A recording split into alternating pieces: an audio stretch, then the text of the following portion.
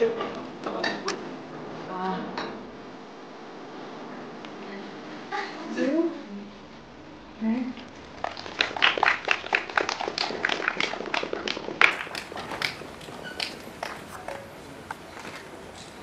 네, 저희 가능하시면 문을 좀 닫아주시면 좋을 것 같습니다.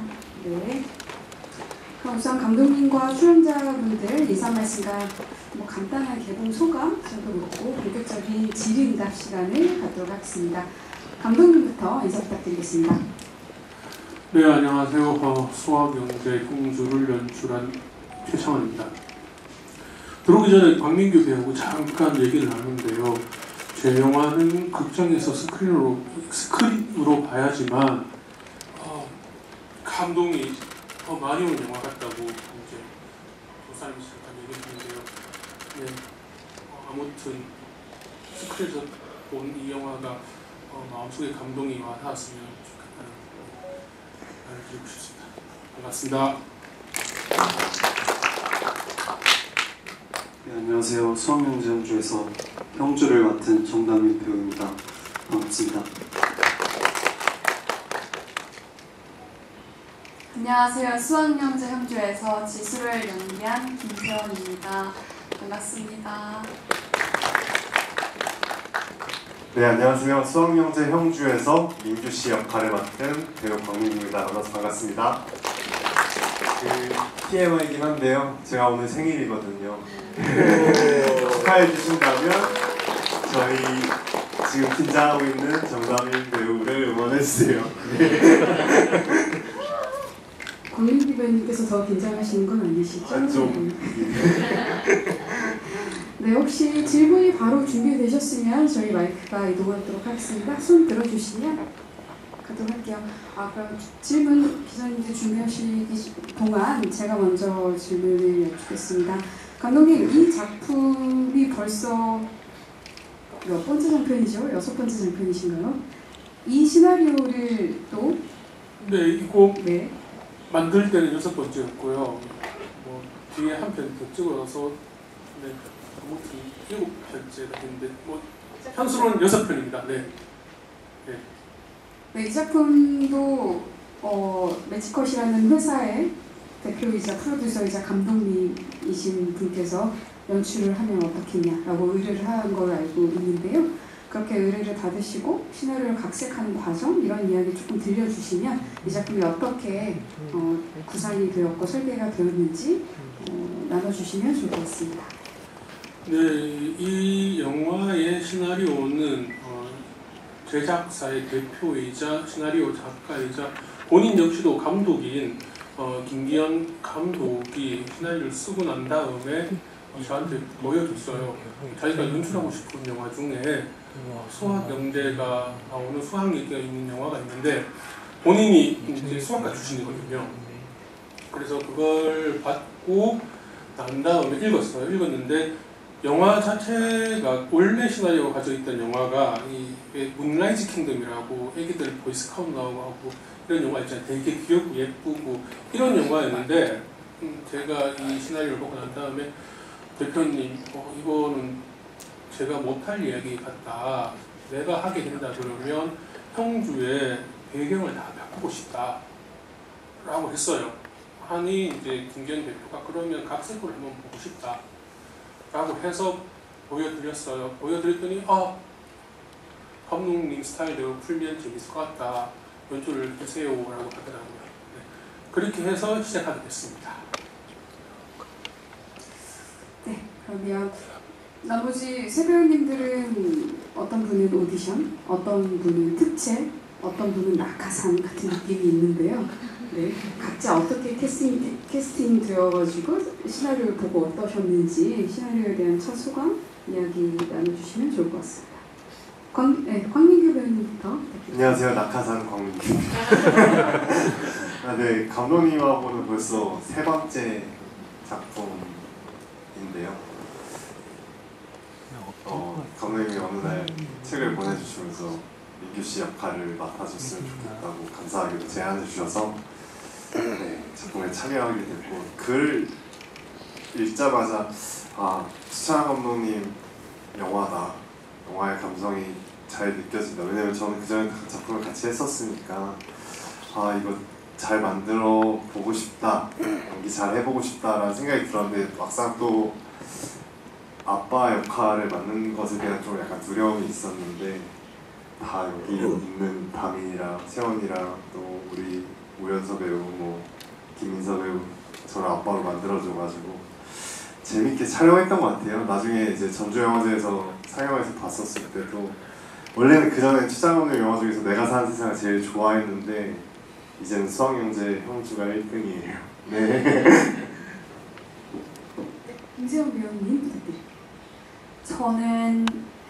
저도 오디션을 보러 갔었는데 나중에 감독님한테 얘기 듣기로는 제가 나왔던 단편 영화를 보고 캐스팅하고 싶으셨다는 얘기를 전달받았는데요. 그 시나리오 보고 이 형주의 여정이 되게 매력적이었어요. 생물학적 아버지를 찾아 떠난다는 게 약간 세상에 대한 정답을 알고 싶어 하지만 계속되는 오류로 아이러니한 상황을 만든 것도 흥미롭고 그 여정을 함께 하고 싶다는 생각이 들었었습니다. 그래서 하고 싶었습니다. 저는 그 프로필도 없던 시절에 셀카를 찍어서 이제 지원을 했었는데 오디션을 보러 와라 하셔서 오디션을 받고 그리고 이제 하자고 하셨는데 제가 이제 대학교나 제 연기력이나 이게 제 데뷔작이어서 자신감이 없어서 안 하겠다 그랬는데 계속 잡아주시고 설득해주시고 해서 그렇게 하게 됐습니다. 시나리오는 그때는 제대로 읽을 줄도 몰라서 그냥 스케이트보드 타고 수학 좋아하고 우울한 아이니까 내가 잘 해낼 수 있겠다라는 가벼운 생각으로 그렇게 임했던 것 같습니다. 네, 그렇다고 하십니다. 혹시 질문이 준비되셨으면 마이크를 가도록 하겠습니다. 네, 여기 제일 앞에 앞줄 부탁드릴게요. 네, 카메라 아니. 네, 제일 앞줄이세요. 앞줄 가운데.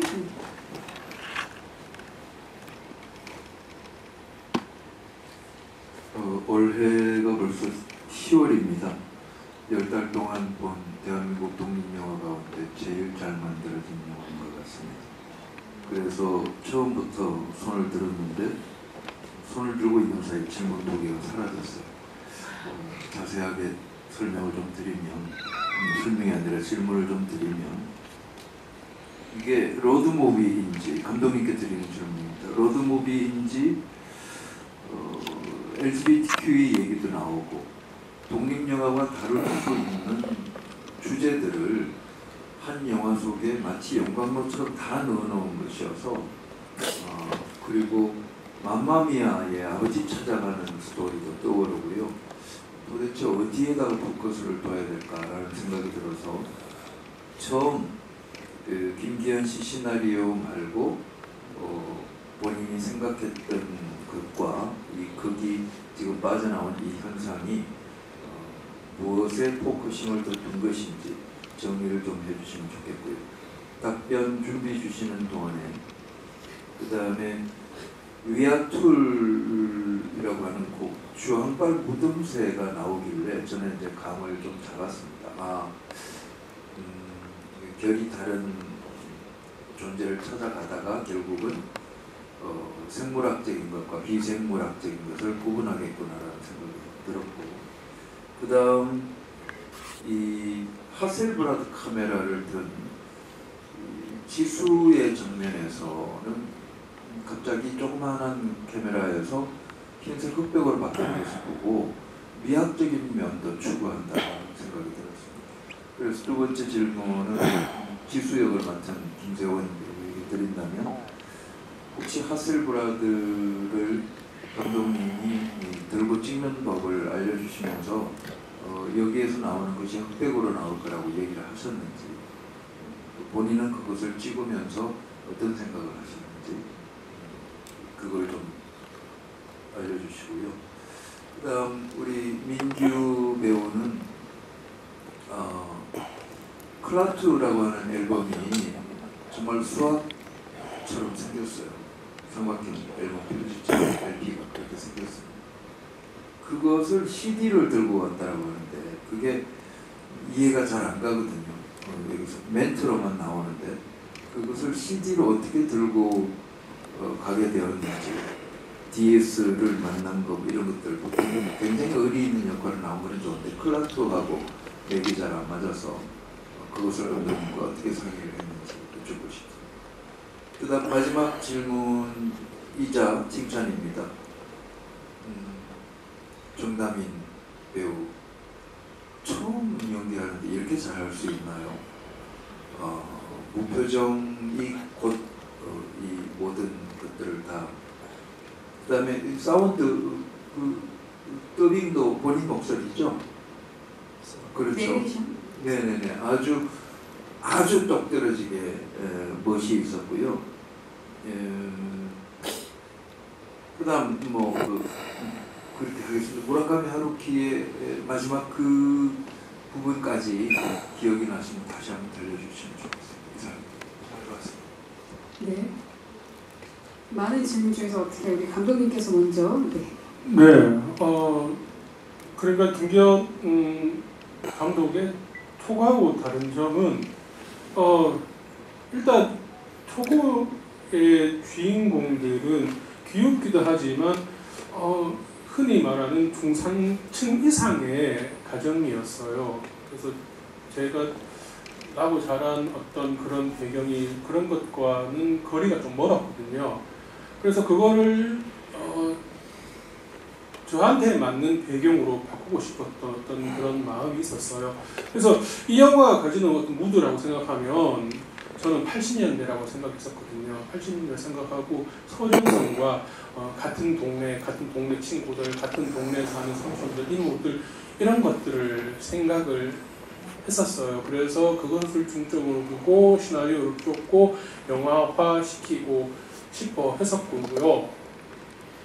이게 그렇죠. 로드무비죠. 로드무비인데 이게 보는 분들이 어떻게 이게 로드무비로 받아들일지는 모르겠는데 제가 태어난 곳이 대구고 제 주위 옆 동네가 포항이고 경주고 이러니까 이 로드무비 하면 엄청난 고난과 역경을 뚫고 사막을 횡단하는 어떤 그런 기분이 있는데 그것보다는 옆 동네에 이제 구경 간다, 친구하고 놀러 간다. 아마 이 두 친구가 저기 서울 갔다, 그리고 뭐 광주 갔다 그러면 엄마 아빠들이 난리가 났을 것 같은데 경주 갔다 그러니까 조금 많이 안 찾는 어떤 그런 기분도 있었을 것 같아요.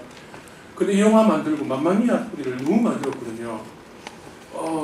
제가 원래 다른 영화들을 좋아해서 차용을 하거나 뭐 이렇게 삼고 싶으면 그 영화 얘기를 많이 하고 있는데 맘마미아는 한 번도 지금까지 생각해 본 적이 없었던 것 같아요. 네. 질문이 답이 되셨는지 잘 모르겠어요. 네? 영주? 네.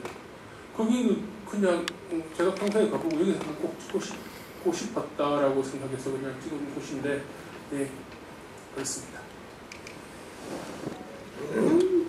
김지현 배우님 하스브레이드 카메라 관련해서 카메라 좀 기종의 이름을 처음 들어요. 사실 라이카 카메라는 알고 있었는데요.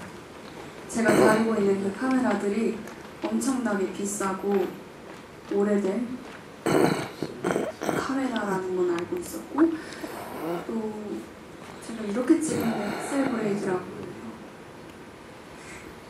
미리 알았더라면 더 좋았을 텐데 근데 이게 흑백 필름으로 나온다라는 얘기는 미리 말씀을 해주셨던 것 같아요. 근데 이게 위에서 이렇게 아래로 바라보고 이 카메라 렌즈를 통해서 앞에 있는 대상을 렌즈를 통해서 바라보는데 이 시선이 뭔가 장면을 제 마음속에 간직하게 되는 그런 기분을 사진 찍으면서 느꼈었어요.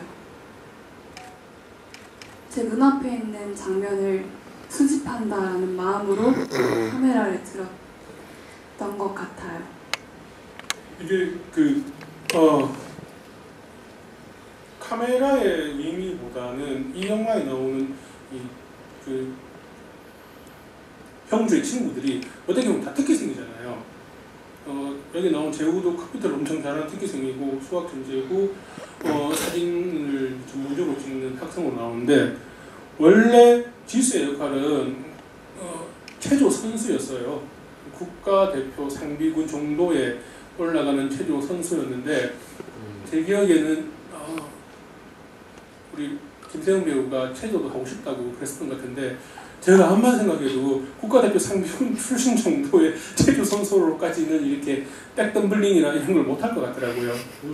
원래 두 사람이 그 포항공대 벤치에 앉아서 아이스크림 먹잖아요. 거기에서 원고에서는 지수가 백덤블링하고 앞에서 그런 장면들이 있거든요.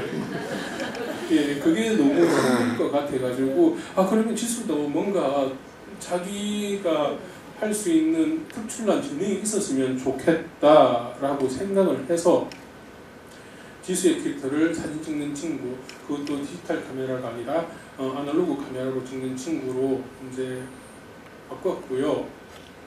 제 영화의 주인공들이 사진 찍는 사람들이 많아요. 제가 사진을 너무 좋아해가지고 사진 찍는 거였고 거기 나오는 카메라들도 제 카메라였고 하셀블라드를 처음에 지수한테 들려줬을 때 이게 보면 되게 이게 선명하게 보이거든요. 들렸다는 장면이.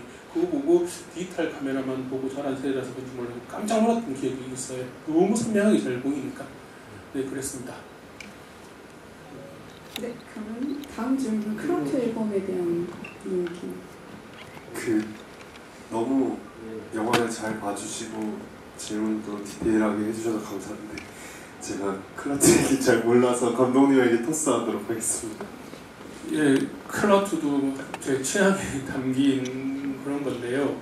클라우트는 극 중에 형주의 엄마가 되게 좋아하는 밴드예요.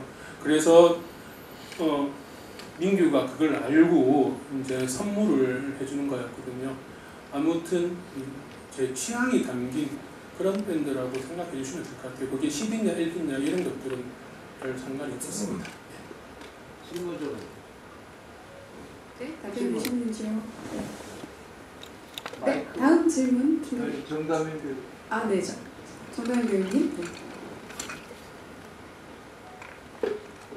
일단 너무 감사드리고 또 앞으로 열심히 한번 해보겠습니다. 감사합니다. 네, 감사합니다. 네, 다음 질문 뒷분 계셔가지고요. 마이크가 가고 있습니다. 감독 최창원 감독님한테 연출하셨잖아요. 근데 이제 그 허셀브러드 카메라 자주 나와요. 그 허셀브러드 카메라는 그 젊은 친구들은 모를 텐데 그 영화를 레온 카락스 감독이 그 도쿄 3부작에서 그 광인이라는 영화예요. 광인 도쿄 3부작 중에 그때 허셀브러드 카메라가 레온 카락스 감독이 연출할 적에 허셀브러드 카메라를 쓴 것 같은데 제 기억에 그걸 보고 뭐 이렇게 좀 뺏겼다거나 그런 거 아닌지.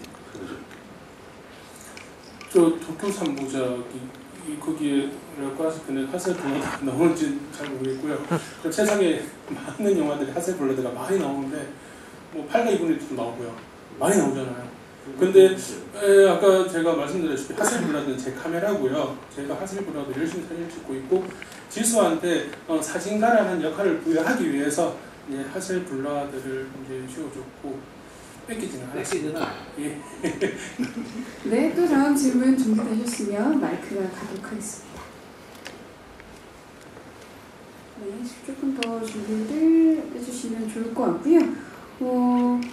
감독님께 여쭐게요. 영화 속에 삽입곡들이 많이 있잖아요. 그거를 어떻게 어떤 뭐 선정 기준이라든가 곡의 수라던가 뭐 이런 것들이 있으셨을까요? 선정하게 된 어떤 이유들 네. 취향이라고만 하지 마시고 네.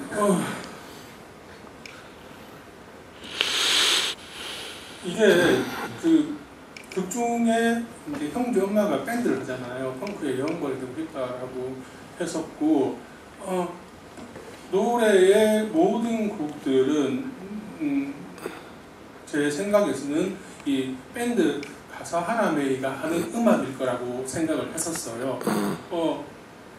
그 시간이 좀 더 되고 제작진이 좀 더 되고 후반 작업 시간이 더 있었다 그러면 아마 전곡의 노래를 새로 만들 수도 있었을 것 같아요. 밴드 가사 하나메이가 만든 음악처럼. 하지만 역시 이제 시간과 돈의 문제가 또 많이 있다 보니 평소에 제가 즐겨 듣고 가사 하나메이가 했으면 어땠을까 했던 노래들로 이제 채우기 시작했습니다. 뭐 뒤에 엔딩 크레딧을 보면 나오겠지만 김일두도 아마 가사 하나메이의 멤버가 아니었을까라는 생각도 하고 있고요. 김일두가 부른 노래도 있고 잘 눈치채지는 못하셨을 것 같은데 경희의 그 장례식장에 보면 이 좀 까만 옷을 입은 남자애들이 쭉 서 있거든요. 그 친구들이 이제 가사 하나메이의 멤버들이고요. 그 중에 정차식 분도 있었고요. 그래서 엔딩곡도 정차식이 부른 노래를 만들었고요. 그렇습니다. 네, 감사드리고요. 또 질문 있으시면 말씀하도록 하겠습니다. 아니면 제가 또 해볼게요. 배우님들께 여쭤볼게요. 우선 캐릭터 시나리오 받으시고 캐릭터를 이제 준비하는 과정 속에서 이제 저희가 정다현 배우님께서는 스케이트보드 원래 잘 타는 걸 알고 있기 때문에 몰랐으면 연습을 했나요? 그걸 준비했나요? 막 물어볼 텐데 그건 아니시고 워낙 선수셨다는 얘기를 들었습니다. 그래서 세 분 공통적으로 캐릭터를 준비하시면서 어떤 부분에 중점을 두셨는지 가령 권민규 배우님은 사실 아버지 역할은 처음 아니신가 싶고 세영 배우님 같은 경우도 장편에서 긴 호흡을 가진 작품도 처음인 것 같고 정다현 배우님은 20살에 단편도 찍어보지 않고 어떤 연기도 학교 외에서는 해보지 않았었던 어떤 스크린 연기를 하신 건데 그 과정 속에서 이 캐릭터를 어떻게 준비하셨는지 그 과정 속에서 뭐 힘드셨던 일들은 없는지 나눠주시면 좋을 것 같습니다. 네, 아들 먼저. 저는 아까 말씀드렸던 것처럼 정말 그 연기에 대한 어떤 정말 아무것도 몰랐어서 현장에서 굉장히 뚱한 상태를 유지하려고 했었어요. 그게 잘 어울릴 거라고 생각해요.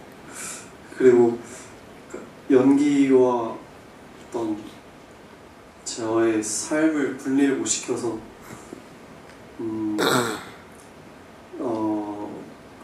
뭐 스케이트보드를 타면서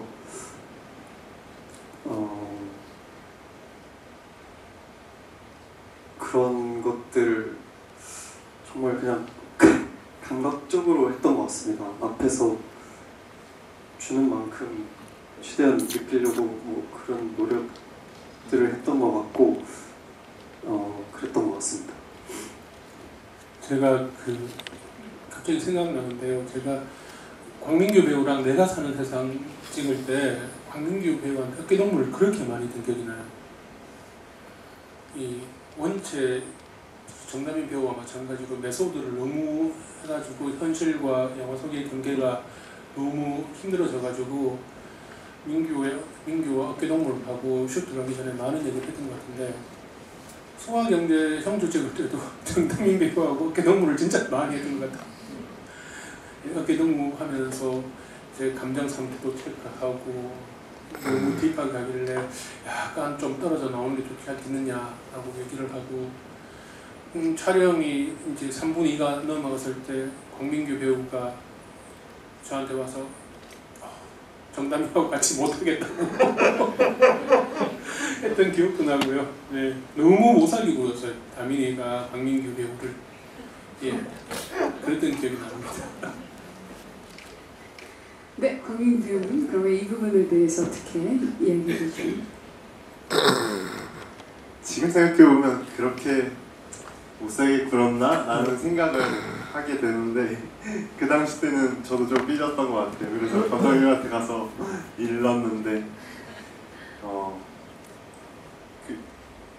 약간 저도 좀 그런 파거든요. 메소드라고 생각하고 막 그걸 믿으려고 노력하는데 이제 다민이도 그런 류의 배우다 보니까 삐지기도 하면서도 나중에는 공감 가고 약간 같이 맥주 한잔 마시면서 화해도 하고 더 친해지고 이랬던 것 같아요.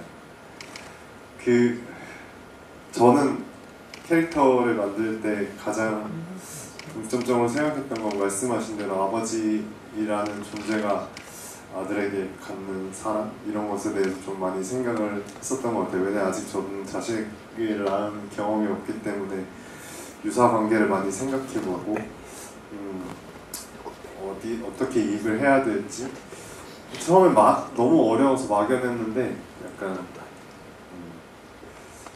그렇게 너무 어렵게 생각하지 않으니까 또 편했던 것 같고 아빠도 사람이고 아빠도 처음이니까요. 네, 그렇게 생각하다 보니까 좀 슬슬 잘 풀렸던 것 같고 대구 사투리가 조금 어려웠어요. 제가 대구 출신이 아니라서 사투리 좀 어려워서 감독님한테 슛 들어가기 전에 이 대사 한 번만 해보세요 이러면 감독님이 한번 해주시면 그거 그대로 그냥 외워서 하고 갑자기 막 주마등처럼 그 촬영 때 그 대구에서 찍었던 그 며칠이 쭉 지나가는데 찍는 동안 진짜 행복했었던 것 같습니다. 네. 행복했다는 말은 지나고 나니까 그럴 것 같아요. 극 중에서도 사실 민규 씨를 되게 힘들게 하잖아요. 형주가. 그 이유는 그 비슷한 또래에 강한 끼일 수도 있고 이제 인생 지금 16, 10년 동안 믿었던 아빠가 나의 친아빠가 아니라고 했을 때 느껴지는 그때 삐진과 뚱함을 컷이 되고 나서도 광민규 배우님한테 쏟아냈다는 얘기 나 같아도 그렇겠다는 생각이 되게 제가 많이 들었고 그래서 사실 우리 정다현 배우님은 그 촬영과 그 업과 동시에 굉장히 지금 성찰하는 삶으로 하고 있다는 얘기를 들었습니다. 네, 그럼 김세영 배우님 부탁드릴게요. 저도 장편 영화를 수학영재 형주로 처음 시작하게 됐는데요. 처음에는 이 영화의 호흡을 어떻게 막 끌고 가야겠다 이런 분석적인 생각과 기술을 찾지 못했던 것 같아요. 그냥 막연하게 이 여행을 한번 즐겨보자, 한번 내 몸을 던져보자, 몸을 맡겼던 것 같고요. 그래서 되게 많이 서툴지만 최대한 솔직한 모습으로 카메라 앞에 서 있어 보려고 했었던 것 같아요. 그리고 그 지수라는 역할이 형주의 여정을 함께 하면서 함께 걸어가면서 서로 도움이 되기도 하는 그런 동행자로서 단순한 친구가 아니라 이 친구를 좀 깊게 공감할 줄 아는 존재로 있고 싶어서 촬영을 준비하면서도 촬영을 하면서도 정말 정다민 배우랑 이야기도 많이 나누고 민규 씨와의 이런 트러블에 대한 고민도 많이 들어주고 그런 시간들을 보냈던 것 같아요. 네, 들려주셔서 감사합니다. 제가 이제 지금 생각을 해보니까 정말 저 스스로는 못할, 그러니까 다들 많이 도와주셨다는 생각이 드는데 감독님이 되게 풀어놓는 스타일이거든요. 풀어놓는 스타일이어서 근데 연기가 마음에 안 들 때는 구석에서 머리를 퍽퍽 긁고 계시거든요. 그걸 보면서 아 내가 좀 가짜였나? 혹은 조금 과했나? 뭔가 이런 성찰을 하면서 했던 것 같습니다. 네. 참고로 그 내레이션과 몇몇 장면을 후시를 하러 영화가 촬영되고 끝나고 난 다음에 1년 뒤에 스튜디오에 갔는데요. 정남인 배우가 후시를 못하겠다고 그랬어요. 왜? 이건 진짜가 아니잖아. 이거 그러고. 그래서 강민기 배우와 김세용 배우가 데려나가서 후시도 해야 되는 어떤 그런 방법과 연기를 해야 되는 어떤 그런 설득을 했었어요. 되게 이제 그러니까 보면서 얘는 진짜 연기에 현장에서 몸으로 나타내고 하는 어떤 그런 것들이 진짜 진심이구나 라는 생각도 했었습니다. 네. 후시가 이건 가짜 아닌가요? 라고 했던 그 풋풋한 20살. 여러분이 그런 배우 처음 만나셨던 거 아닐까요? 네, 재밌는 이야기 들려주셔서 감사드리고요. 그러면 감독님 포함해서 나머지 배우님들 작품에서 가장 마음에 들어하는 어떤 장면들이 있으실까요? 본인 장면이어도 좋고 그렇지 않은 영화 전체적으로 봤을 때 제일 좋아하는 장면들 하나씩 꼽아주시면 감사하겠습니다. 민규 배우님부터 부탁드릴게요. 저는 좀 여러 장면들이 있는데 어쨌든 이 수학영재 형주라는 영화의 무드를 만들어주는 건 다민이의 형주의 스케이트보드 타는 장면들인 것 같아요. 그런 장면들이 좀 많이 기억에 남고, 그리고 형섭 배우로 나온 김민서 배우가 나중에 무사하다는 이야기를 듣고 빵 울 때, 그때 좀 영화 보면서 우와 약간 너무 귀여워가지고 울음이 터졌던 것 같아요. 네, 그 두 장면 정말 좋아합니다. 네.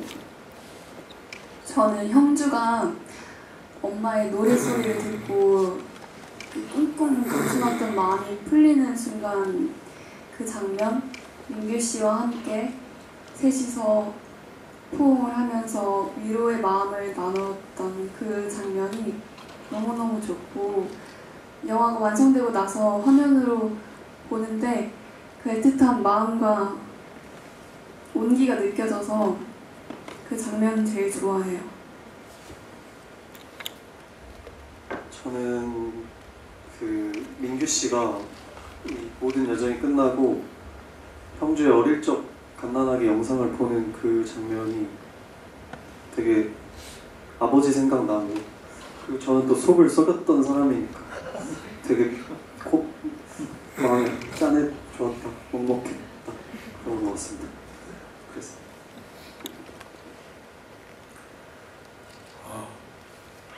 좀 많은 장면들이 생각나는데 많은 장면들이 또 편집에서 없어지기도 했고요. 저는 세 분이 말한 장면도 다 기억이 남고요. 저는 이 지수하고 형주가 그 강변을 걸어오는 장면이 있거든요. 걸어오는데 이제 신장이 필요하다고 하니까 지수가 자기 신장을 두 손가락 가리면서 내 신장 떼가라고 하는 게, 그게 아마 애드립이었을 거예요. 아마. 맞죠? 그게 원래 대본에는 없었는데 그때 해맑은 지수의 연기를 보고 쟤하고 형주하고 계속 같이 가면 무조건 영화가 재밌겠다라는 생각을 했었던 것 같아요. 예, 그렇습니다.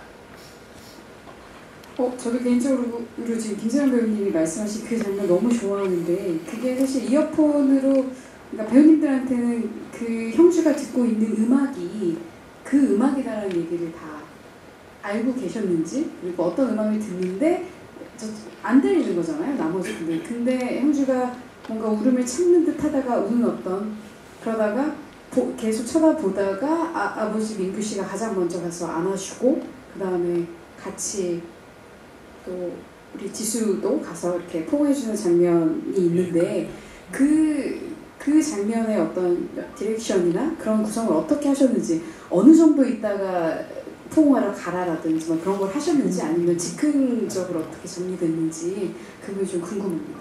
연출의 비밀을 좀 털어놔 주시죠. 이게 연기자들의 놀라운 부분 같아요. 이게 만약에 물론 그런 감독도 계시겠지만 노래를 듣고 있다가 형주는 10초 뒤에 울고 10초 뒤에 민규가 그 표정을 보고 가서 안아주고, 그리고 나서 지수도 가서 안아준다. 일단 형주가 그렇게 되지를 않고요. 예. 저는 그게 놀라서 형주는 계속 그 노래가 뭔지 궁금해가지고 몇 번 들었을 거 아니에요. 계속 들으려고 그러고 형주가 계속 이어폰을 끼고 있잖아요. 엄마가 해주는 노래가 거의 듣고 있는데 한 명이 저 못 들어요. 그래가지고 제가 많은 노래를 불러주고 그랬던 것 같아요. 말해주고. 저는 딱히 거기에서 어떤 디렉션을 주진 않았어요. 카메라가 멀리서 다 잡고 있을 거고 형주 같은 경우는 엄마 노래야. 니 이때까지 이 노래 많이 들어봤지. 엄마가 니한테 해주는 말이니까 그랬으면 좋겠어. 그리고 두 사람한테도 가서 뭐 형주가 올 때 가서 안아주어라 이런 말을 안 했던 것 같아요. 예, 그냥 너희들끼리 알아서 했으면 좋겠다고. 예, 그 분위기에 따라서 뭐 그랬던 것 같은데 제 기억이 맞다면 근데 제가 보면서 아쉬웠거든요. 그게 2번 이상 못 갈 테이크라는 걸 알고 있었고 모니터 보면서 나와셨는데 형주가 너무 빨리 온 것 같아가지고 조마조마했는데 아무튼 그 훌륭한 연기자들의 훌륭한 감정과 훌륭한 앙상블은 이렇게 나오는구나. 역시 연기자들은 훌륭한 예술가구나라는 걸 그 장면을 보면서 많이 느꼈습니다. 광민규 배우님께서 조금 보태주실 수 있으실까요? 이렇게 가장 먼저 이렇게 다가가서 이렇게 해주는데 그때 혹시 기억이 나시나요? 그때 아직 정다현 배우 저 베이비라고 생각할 때였을 것 같기도 한데. 영화 끝날 때까지 저 베이비라고 생각해요. 그러니까요. 그 장면. 근데 이렇게 가서 안아주는 그 마음 어떠셨는지. 약간 그때 형주 얼굴을 이렇게 쳐다보고 있으면 무표정으로 시작을 해서 뭐라 그래야지? 약간 뭔가 터질 것 같은 순간이 있었는데 그때 그냥 다가가게 했던 것 같아요. 정다현 배우님께서 갑자기 아빠가 이렇게 안아주는데 근데 거기에 정말 의지하더라고요. 하는 형주였거든요. 그때 기억나세요? 왜 민규 형 나한테 왜 포옹을 하지? 이러셨어요? 어땠는지 궁금해요. 이게 정말 진짜 연기적으로는 제가 정말 할 말이 그냥 그렇게 될 수밖에 없었다밖에 없는 거. 그냥 이렇게 안아주는데 그 여정이 많이 형주에게 힘들었으니까 그게 위로로 다가왔고 그렇게 쏟아내게 된 것 같습니다. 감독님 대략 작품을 어떻게 순서대로는 전체적으로 못 찍으셨을 것 같은데 그럼 이런 장면들 배치는 어떻게 뒤쪽이셨을까요? 아니면 네, 거의 뒤쪽이었어요. 거의 마지막 전날인가 마지막 날 찍었던 것 같아요. 안아서 우는 거는 그랬는데 아무튼 그 순서대로 당연히 못 찍고 되게 뒤죽박죽으로 찍었는데 20만큼은 좀 뒤쪽으로 빼놓고 싶었던 것 같아요. 네, 자세하게 들려주셔서 감사드립니다. 저희가 허락된 시간이 지금까지여서요. 혹시라도 이 질문 안 나오네? 나중에 인터뷰하면 돼. 질문 있으시면 마지막으로 하나? 네, 괜찮으시면 이대로 좀 정리해보도록 하겠습니다. 어떻게 마지막으로 감독님과 배우님들 이 작품이 이제 진짜 완연한 가을 이제 추석 연휴가 끝나고 10월 15일 날 개봉을 앞두고 있는데요. 관객들이 이 작품을 어떻게 보셨으면 좋겠는지 그런 이야기 좀과 끝인사 말씀해 주시면 좋을 것 같습니다. 광민규 배우님부터 부탁드리겠습니다.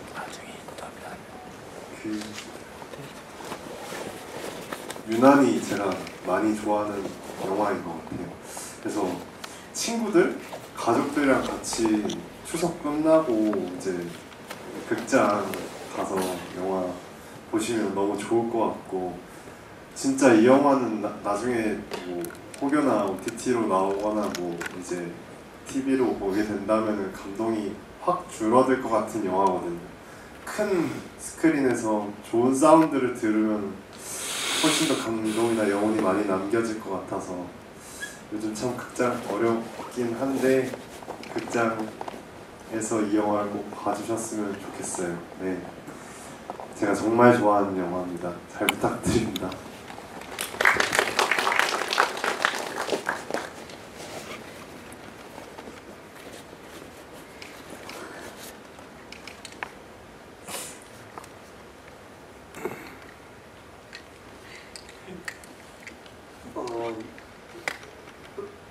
수학명제 형주 지인분들한테 또 많이 이렇게 많이 또 보라고 해주시고 또 앞으로 열심히 나아가겠습니다. 또 감독님도 많이 나아가셨으면 좋겠습니다. 네, 화이팅입니다.